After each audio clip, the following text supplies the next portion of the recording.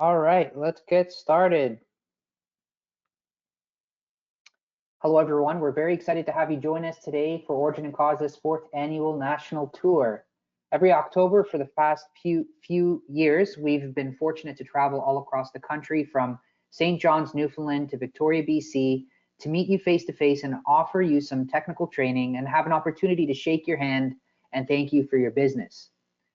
This year, not too many people are shaking hands, and also with the travel restrictions due to COVID-19, we decided to try a virtual event instead. So sit back, relax, take notes, and welcome to Origin and Cause's National Tour Virtual Edition. Our next speaker is Adam Grant, presenting on water fraud investigations. We'll be doing a live Q&A at the end of every session, so please feel free to submit your questions via the text box under the webinar screen, and we will be addressing all questions anonymously. If you have any technical issues, please email webinar@origin-and-cause.com, and we will also be sending completion certificates to you guys next week. Let's jump right into introducing our speaker. So today we have Adam Grant, the partner of McCaig-Borlaug, joining us today. He specializes in subrogation, including fire claims, floods, theft, negligent construction, product and equipment defects.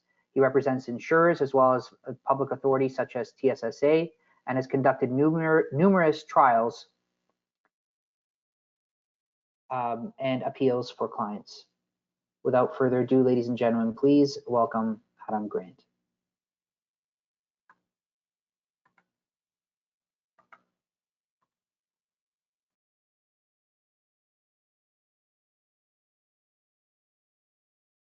Everybody normally would love to see everybody out there, but we will deal with everything as we have to. So as George said, I'm a partner with McCaig-Borlaug in the Toronto office. My focus is typically on subrogation. I'm the chair of the subrogation practice group for the firm, but I also deal extensively with a number of coverage issues and various other weird types of actions that sort of come across my desk. So I'm here today to talk to you about fraudulent water claims, how those might come about, and how that may affect coverage and how we should deal with coverage and investigations. Now, Dina Matei of Origin and Cause, who couldn't be here today, has helped me out with a number of slides involving some pictures of some investigations he's done of some fraudulent water claims, just so we can give you guys an example of how these claims might come about. So the first slide I've got up here, this related to an apparent flex hose failure. I'm sure most of you out there are familiar with flex hose failures. There was quite an issue with them in the industry some years ago, and they still happen from time to time. We still have those old ones out there. As you can see in the photo in this one, it looks like the steel braiding on the hose appears to have failed, which would cause the interior rubber hose to burst. The steel braiding on the exterior of these hoses is pretty essential to the structure of them. The rubber on its own is not sufficient, doesn't have sufficient strength to withstand the pressurization, so it requires that metal braiding on the outside for structural support. Now, the exterior of these hoses can corrode naturally if they're exposed to a lot of water or other corrosive chemicals in the environment. They can corrode and fail, as you can see from the picture on the right there. The braids themselves are quite thin. They're very small individual strands. So a little bit of corrosion can go a long way individually. There's a lot of surface area to damage. And so on this one, it might otherwise look like a fairly standard, the metal braids had corroded, which allowed the interior pipe to burst. Now on this one, Dinu did some scanning electron microscope. Used a scanning electron microscope on this one to examine the ends of the strands. And these are the results of that microscope. And so you can see somewhat on the left, but fairly clearly on the right, This is for the braiding. You can see that there's some smeared material, like there was a mechanical force that forced it apart. So that smearing is consistent with cutting. And as a comparison on the next slide, this is a different flexos that he had used the electron microscope for, and this is what happens when a strand actually corrodes. So you can see that there's no smearing, there's some deposits throughout the end there. That makes it fairly brittle, so it falls apart without deformation.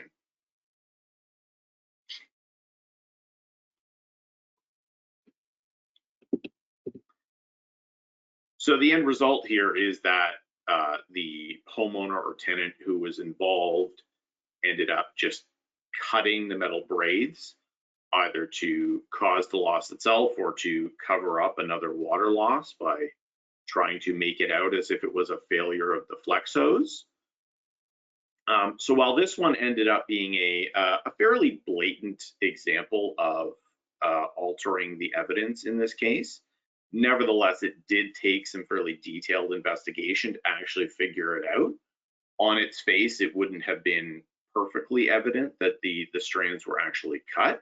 It might have been, there was a heavy suspicion, I'm sure, but the only way to actually verify it was through the scanning electron microscope. So the next set of slides, this was a case involving a water loss in a fan coil unit.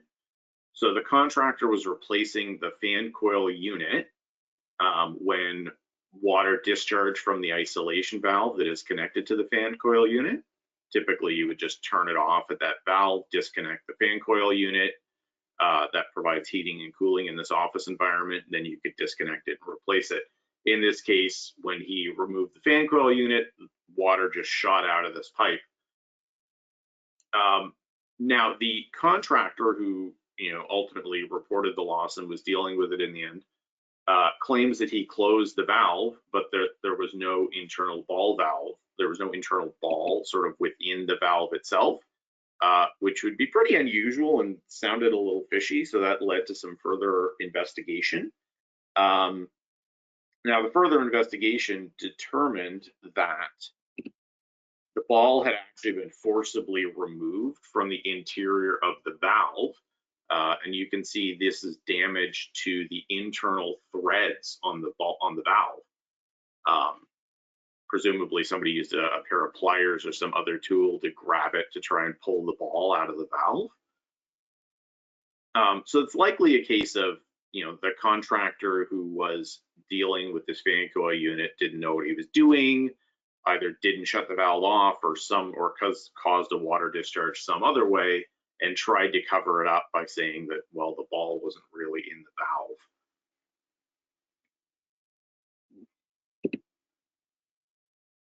And there's some evidence of other tool marks on the outside of this valve that also led to that suspicion. Now this one, I've got it classed as a fictional leak. In this one, a homeowner reported a claim to the insurer saying that he'd suffered a water loss and flooding in flooding in an upper floor bathroom, which flowed all the way down to the basement, caused a lot of water damage in the basement, and said it was a failed flex hose line. Again, fairly typical situation, not that unusual. But even more so, he said, when he reported the claim, he said that he had already discovered the problem. He had turned off the shutoff and he had replaced the failed hose. Normally, you would then expect, that's certainly not ideal. You don't really want the insured to be doing that, but it happens from time to time. And when you do, you would sort of typically expect that they're going to retain the hose. It'll be available for the engineer to inspect. In this case, the failed hose was discarded, or so the insured claimed, which sort of led off the first series of red flags. And then as the expert began to investigate, they saw that there was very little sign of an actual leak. You can see the photo under the sink there. Everything seems perfectly dry. The one on the right is the tile floor right next to the sink. You would normally expect some either expansion or buckling of the cabinetry. You'd see some water influx into that cabinetry and the joints there. You would typically see, this is the photo on the left is the bathroom. You would typically see some water on the baseboard. The photo on the right is the inside of that floor register, which is still full of dust and construction debris. There's no evidence of it being wet.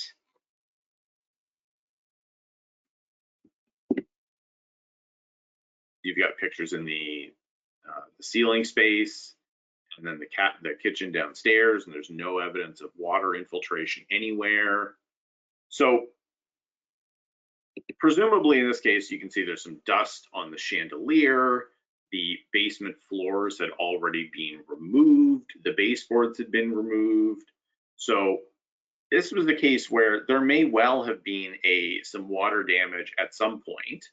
So either there was some water damage somewhere in the basement and the insured attempted to cover it up by saying it was a Flexos leak upstairs, and then just discarded the Flexos, or it was just a blatant attempt to make a false claim after they'd already removed the flooring and the baseboards. But the further investigation, the detailed investigation into the loss showed that, you know, there's no real evidence of a water loss upstairs. So the next one I have is a freeze up. So this was a seasonal home where the insureds were not present. They were away for some reason, probably just it was out of season. They discovered a water loss, that a freeze up. They said the furnace had malfunctioned, which ultimately caused the house to get too cold and a fitting had frozen and failed. Now, by the time anyone had arrived to inspect, the insured had the furnace disconnected and sort of moved out of the area, and they had disconnected the thermostat such that there was no way to pull any history from the thermostat. So there was no way to investigate what the temperature setting had been at the time of the loss. The expert investigation had a look at the furnace and, you know, determined that in fact, it worked perfectly. It was bone dry inside. There was no evidence of any malfunction or water damage or anything like that, which is what you would typically expect in a freeze up. The furnace is typically in the basement. It's at the bottom of the house. The water is going to collect. It's going to get in there. Or any water coming down from floor registers is going to make its way into the furnace, and you'd expect to see some water damage there. In this case, it was bone dry, and when they hooked it up, it worked perfectly. So while there's no specific evidence, because they didn't have the thermostat available to do the detailed testing, they couldn't determine whether or not the insured had just turned the thermostat off, or whether they had just set it to an absurdly low temperature, or just flipped a switch and turned the furnace off. But in any event, the furnace was clearly working, and there was no evidence to suggest that it was anything other than intentional loss. And the last one that Dina was nice enough to give me is another claim of a freeze up in a loss. And so this is you can see the bathroom wall has been taken apart just to show the pipes as they were. Now, homeowner claimed that it had been a freeze up, and, you know, pipe had burst and had caused a number of water issues. Now, the initial suspicion on this one was because only one fitting had been impacted. It didn't seem to affect anything else, which would be unusual, especially given this is an interior wall. While an exterior wall, it might not be unusual for sort of one area next to the wall to freeze and burst. In an interior wall, the whole house would have to get so cold that it's unlikely it would only be one thing affected. On deeper examination, they were able to determine that the fitting itself had actually been cut and then reset in place without being properly connected, so that when the water pressure was applied, it just flew open on its own and caused the flood. So obviously these are just some examples, and these are not, you know, comprehensive. Water losses occur all the time. But water losses by their very nature have a number of difficulties in determining whether or not they're fraudulent. Unlike a fire, the absence of somebody from the home doesn't necessarily make a water loss less likely, right? So you end up looking for different factors. On an arson, the fact that the insureds are not present from the home usually raises a bit of a red flag. You start to think of it about, is that does that suggest that they were, trying to prevent injury while causing the fire? Well, because water supply systems are pressurized at all times, passive failures can occur anytime. I'm sure many of you have dealt with claims where, an insured returned from a vacation or something to find that a flex hose had failed or some other fitting had failed. It's fairly normal. So you have to look at fairly different issues. And because of the passive nature of the loss, it can make it harder to identify the intentional act that ultimately caused it. And that's just because the intentional act could have been and is likely to be something where the situation was set up to occur later, right? You created a weakness in the system, which ultimately led to the pressurized system failing on its own rather than just, smashing a pipe with a hammer and just letting the water go everywhere. You're trying to make it look a little more realistic, so you're creating a weakness that could otherwise occur. And again, that's just based on the difference in the nature of claims. Arson claims, because they're fire tends to destroy evidence. And so there's a fair chance in most of those cases that the direct evidence that would lead to the proof that it's arson may be destroyed itself in the fire. Water damage doesn't destroy evidence in the same way. So if you intentionally damage a pipe, for example, the water's not going to wash that away. It's not going to disappear. So you need to create a situation where the loss kind of occurs on its own, but you helped it out. So as an example of these, you could have an intentional act such as loosening a valve or loosening the threads on a connection or a cap. You could turn off a thermostat. So it'll take some time for the pressure to force a valve or a cap open, and it'll take some time for the house to reach freezing temperatures such that a freeze and burst will likely occur. But all of these fraudulent water claims bear the same elements as the accidental claims, in that the water escapes from the exact same mechanism as it would if it was if it was an accidental claim. So your fittings are bursting, your flex hoses are failing, your freeze ups are occurring and bursting the pipes. All of these occur exactly the same in both intentionally caused and accidental claims. And so it's down to the fairly detailed investigation to lead to exactly what caused it, whether or not it should be classed as intentional or whether it should be classed as accidental.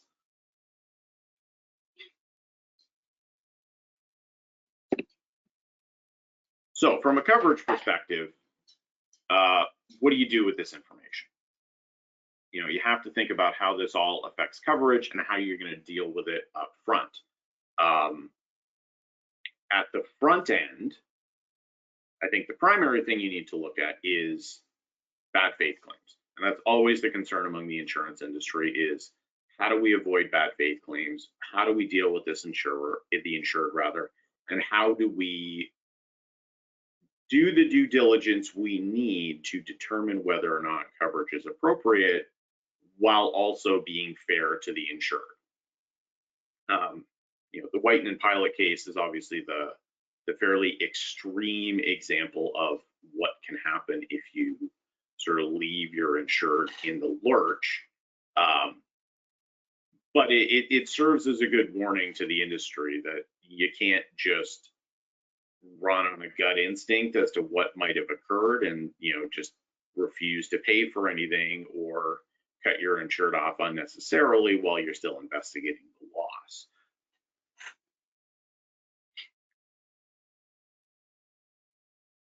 So if you're suspecting that a loss is intentionally caused, you've got some sort of funny feeling as to what might have gone on, something seems a little fishy, you need to investigate further.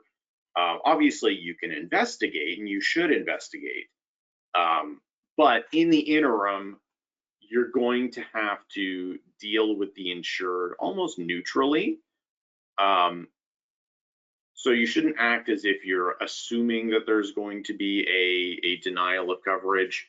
It's really just a neutral investigation.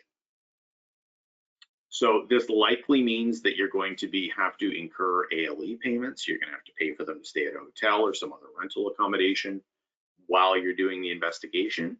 It may also mean you need to do emergency mitigation work. You may need to send someone in to dry out the premises, at least on a preliminary basis, to mitigate the loss, just so it doesn't get any worse and you're not in a worse position later, and so you don't prejudice your own insured.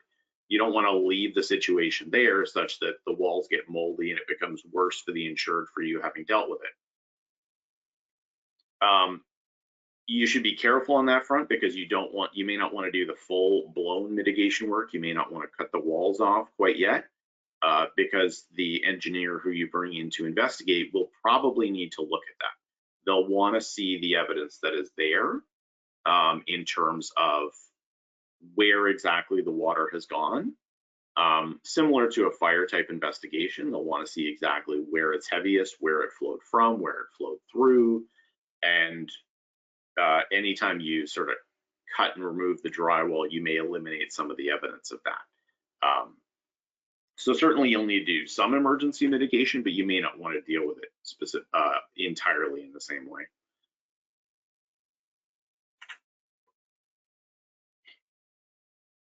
Now, in terms of what to do with your specific policy, the best thing to do is to try and look at your specific policy conditions. Unlike fire, water losses are not subject to statutory conditions in the same way. Lots of policies incorporate the statutory conditions for fire loss into all other losses, but they're not required to. So you'll have to look at the specific policy language to see whether those stat conditions apply and see what other specific exceptions or limitations may be applicable. As an example, if it's a seasonal home, there may be a specific coverage, maybe a specific policy term indicating what you have to do to winterize that residence if you're not going to be there for a certain amount of time, how long they are allowed to leave the place vacant without somebody being there. Those are sort of the easier terms to utilize if you're looking to deny coverage over a loss, just because they're expressed. They're explicit in the policy as to what you have to do. You don't need to think about, was this loss caused intentionally? Was it caused accidentally? You can just look to something sort of outside the bounds of that to say, okay, this is the basis to deny coverage, and we don't even have to prove who was at fault for the loss. I find that mostly comes up in freeze-up type losses, because that's usually where the policy exceptions lie, in that they talk about providing a certain amount of heat, or they talk about how long you can leave the place vacant without having someone staying there. So those are sort of the easier terms. But by the same token, your policy may all be different, and it may only cover specific types of water losses. So that's the easiest way to go, is look to the specific policy language. If you're going to deny a claim on the basis of something other than the direct policy language, you're essentially going to have to prove that the loss was intentionally caused by the insured. The general rule of first-party insurance is that it covers fortuitous losses only, which just means that they're sudden and accidental. Accidental in this case really just means not intentional. You don't have to establish, coverage doesn't depend on it being totally free of the insured's fault. Their own negligence can still lead to coverage, but it has to not be intentionally caused. But the insurer bears that onus. They have to prove positively that their own insured intentionally caused this loss, which can be tricky. I mean, as much as it's not a criminal standard of proof, it's only more likely than not. But it's still a big thing to prove that it was intentional.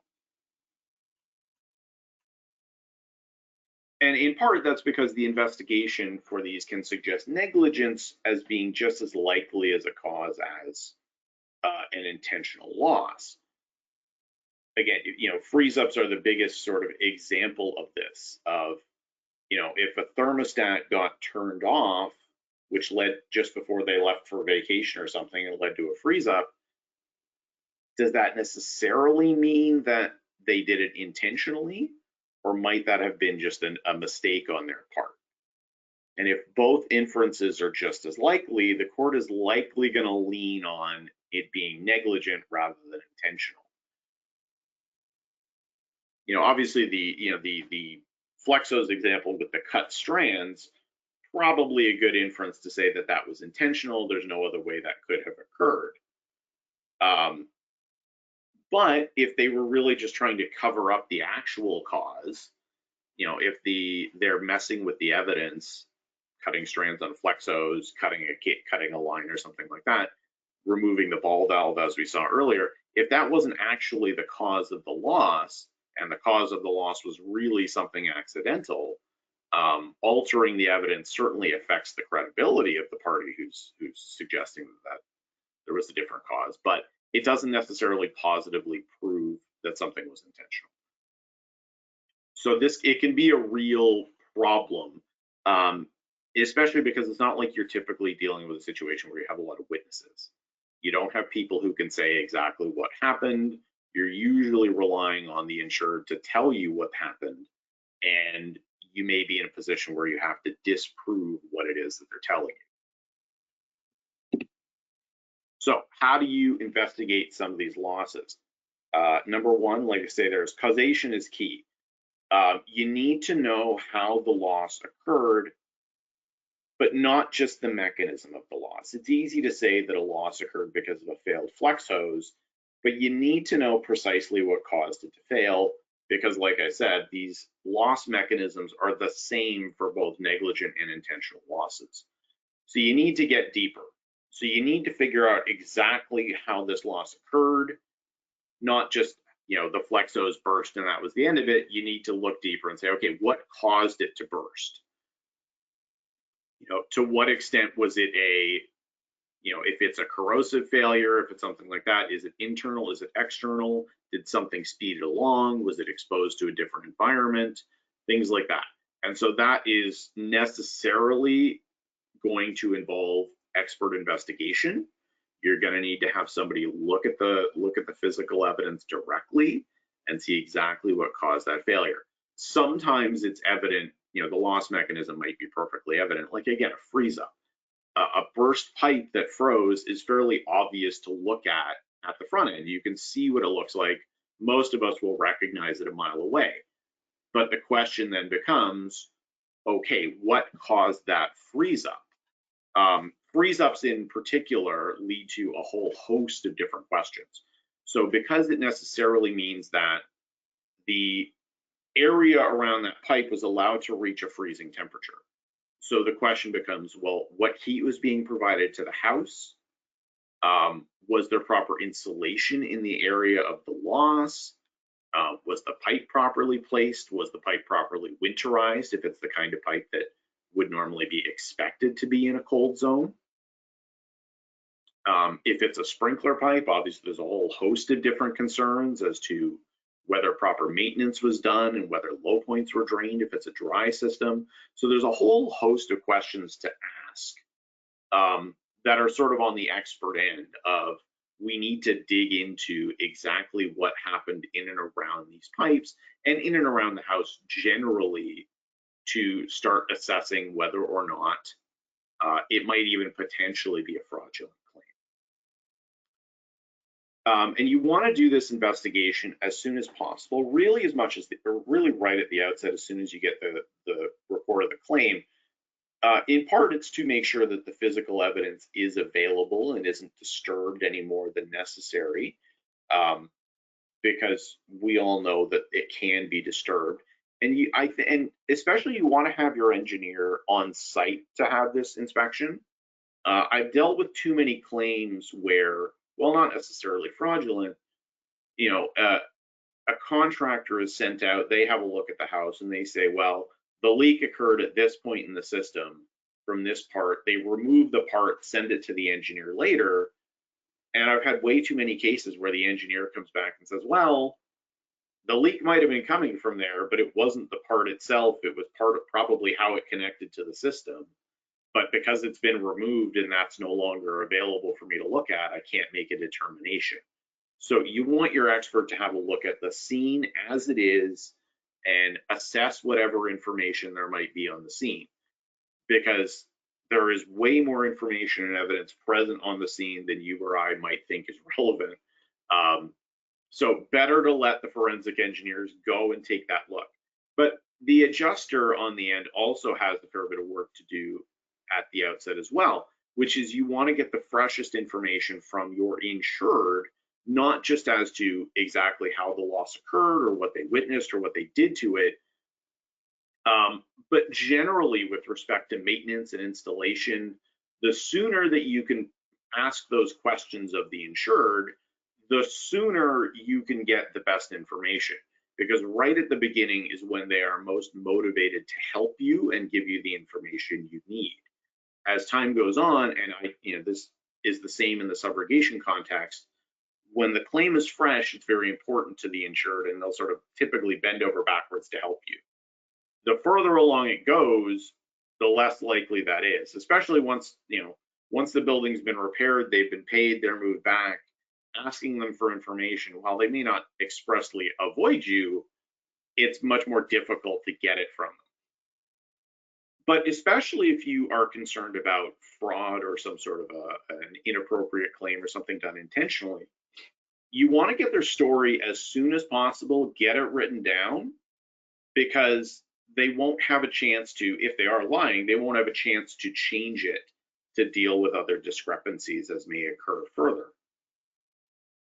There's later evidence that comes out they may become aware of, they might try to account for that in their story. You don't want to give them that chance. You want to get the information right up front, and then if they end up changing or tweaking it down the line to account for discrepancies, it leads to a further basis to suggest that they're not being truthful, or that they're not a credible witness, or that their evidence should be ignored. And I say focus on subrogation here because the focus on subrogation will also lead you necessarily to fraudulent claims, because it's a focus on what the cause is from an objective standpoint, rather than just focusing on who is to blame. A strict focus on coverage might lead to just the question of, is the insured at fault?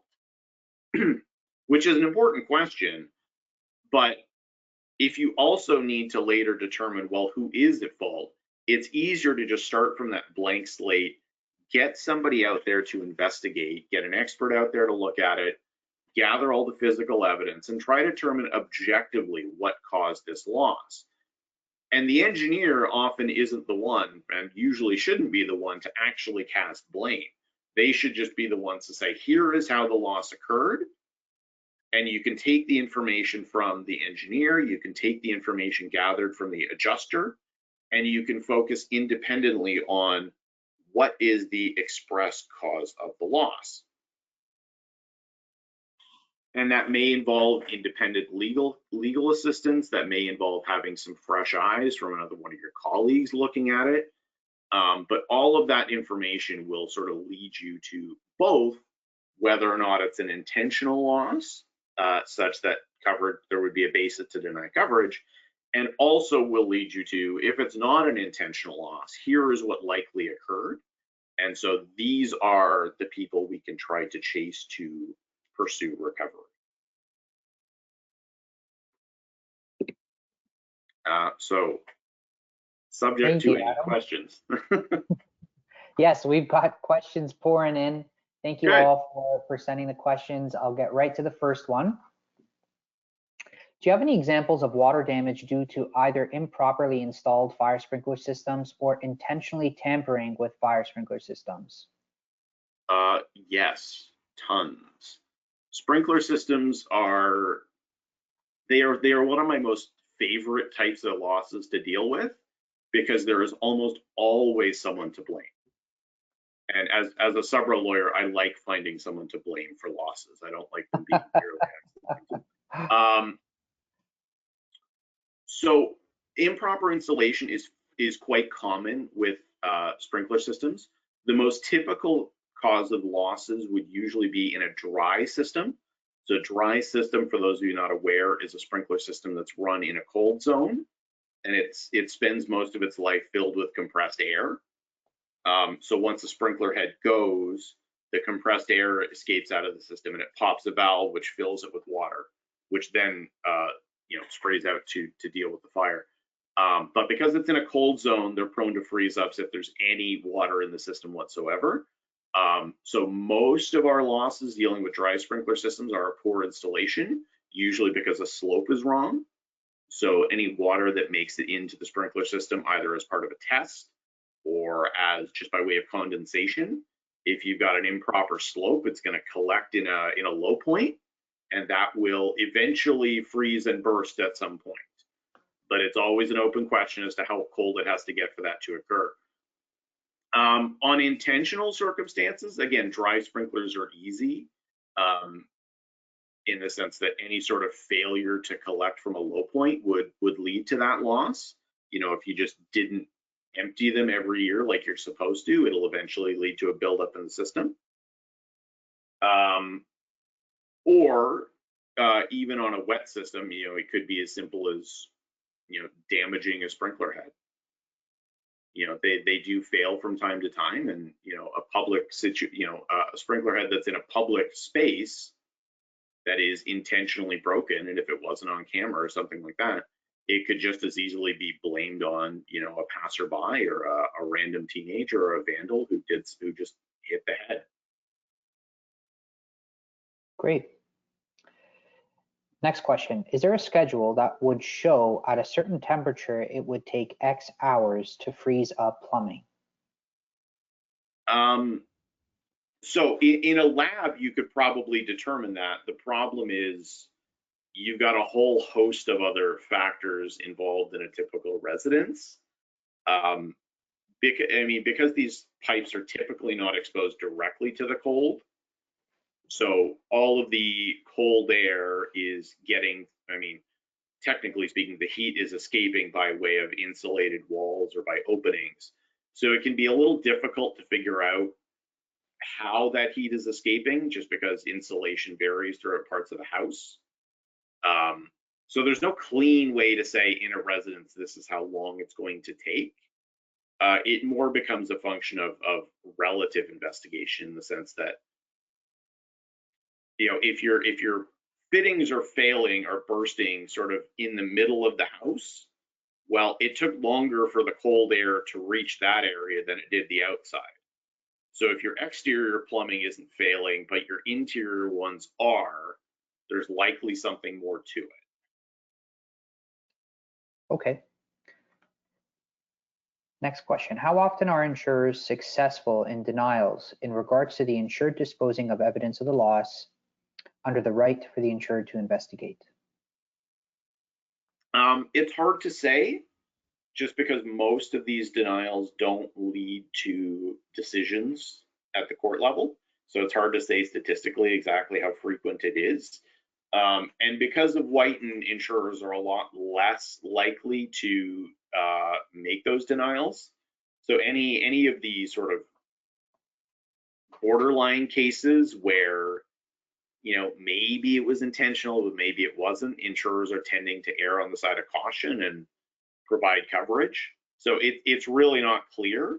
I would still say generally, fraud claims are certainly not the majority. They are definitely a minority, but it's really difficult to say exactly how frequently insurers are successful in denials.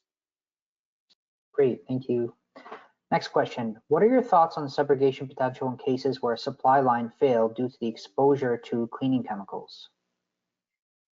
So I think they're very interesting, but the question becomes, it more becomes the question of negligence and the duty of care of what is the reasonable thing to be doing in the circumstances. A manufacturer can't just put a warning labels on a Flexos intended to be used in a residence, i.e. most Flexoses, and just say, well, you can't expose them to cleaning chemicals, because that's an unreasonable expectation to say that they're going to be completely free of them. I mean, the bigger question is really proving to what extent did those cleaning chemicals impact on the Flexos, and that's the more scientific engineering decision to make and that determination to make. But then it just comes down to, okay, who is responsible for what chemical exposure, and is that chemical exposure unreasonable in the circumstances? If a homeowner or a housekeeper is using typical bathroom cleaning chemicals in and around a toilet, well, the fact that those caused the Flexos to fail doesn't necessarily mean they were negligent, because what they were doing was not unreasonable in the circumstances. Using bleach on your toilet is not going to be classed as unreasonable. It's a typical household cleaning chemical. But if those supply lines get exposed to something, more caustic or more unusual than is typical, then you might have a negligent situation. I have a claim ongoing where there's an exposure of heavy acid, I think it's hydrochloric acid vapor, in a machine room, which, while certainly not a plumbing supply line issue, but that was it was a greater concentration of acid than was expected to be there. The vapor caused damage to the room. And so there's a fair argument there to say that, well, you supplied something unexpected or unusual. It was unreasonable in the circumstances. So that is usually where your question is going to turn on liability for exposure to chemicals, is whether or not the exposure was unreasonable in the overall circumstances. Okay, great.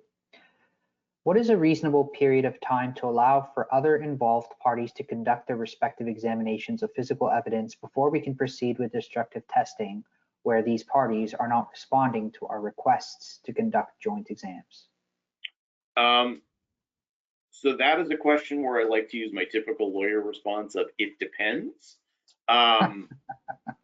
There's never going to be a clean answer, because it always depends on the circumstances of exactly what are they saying or what aren't they saying. My typical approach is that if I reach out to other parties and they just don't respond to me at all, I'll usually send them no more than like 3 notices. And if they don't respond to me at all, I will schedule a destructive test unilaterally and then send them notice of when that test is taking place. I'll just tell them we're doing it this day. You're welcome to attend. Let me know if you want to be there, and that will be that. If it's a situation where they are responding, but they're not very clear about what they want to do, you may not want to go that drastic immediately, but you may just want to, but you can always, revert to that. You can always schedule an examination, give some notice. I would usually schedule it for 30 days out and give them notice that that's the date and that they're welcome to attend.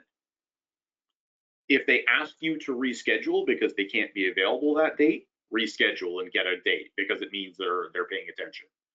But if they ignore you, just go ahead with the inspection. You are not obliged to wait for them to be there, but you are obliged to give them an opportunity. Not to get too detailed into the law of spoliation, but in Canada, to establish spoliation, it needs to be established that you intentionally destroyed evidence and that you did so to gain a benefit in the litigation. Well, it's pretty hard to say that you intentionally destroyed evidence to gain a benefit when you reached out and invited them to be part of that destruction, right? It wouldn't gain you an advantage if they were there. So if you invited them, that's kind of the end. But so, like I said, be reasonable. I've had plenty of cases where we've gone ahead and done destructive inspections without the other party present. But it's in those circumstances of I let them know, I tell them what the date is after a few warnings, and then I just go ahead and do it. Again, always if you're unsure, get counsel involved and have counsel send the letter, because it could be that, you know, for whatever reason, a third party is ignoring correspondence from an insurer, and if they're doing that, they are more likely to pay attention to a letter from counsel. That's great. Thank you so much, Adam. Just going to put Adam's contact information on the screen here for you guys. If you have any questions, please be sure to contact him. We are going to be taking a break before the next session that will be starting on the hour.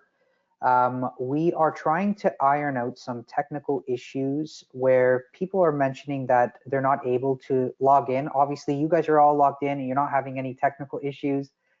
We need to actually reset the GoToWebinar tool. So if you don't mind, guys, if you don't mind us troubling you to sign out of this present webinar, go to the link that you received in your email and rejoin within the next 3 or 4 minutes. We'd really appreciate that. That will hopefully give us enough time to reset the tool on our end and then send you, and then welcome you guys back in. I wanted to thank Adam Grant so much for his awesome presentation. Thank you so much for taking the time to join us today, Adam. It was a really great presentation and I've learned so much from it. The folks that have submitted questions that we didn't get to, we promise that we will get to them within the next day or two. And we thank you all for joining us. Hopefully you'll join us for the next presentation, which I'm incredibly excited about. All right, thank you again, Adam, and thank you all for joining us. Thanks, everyone.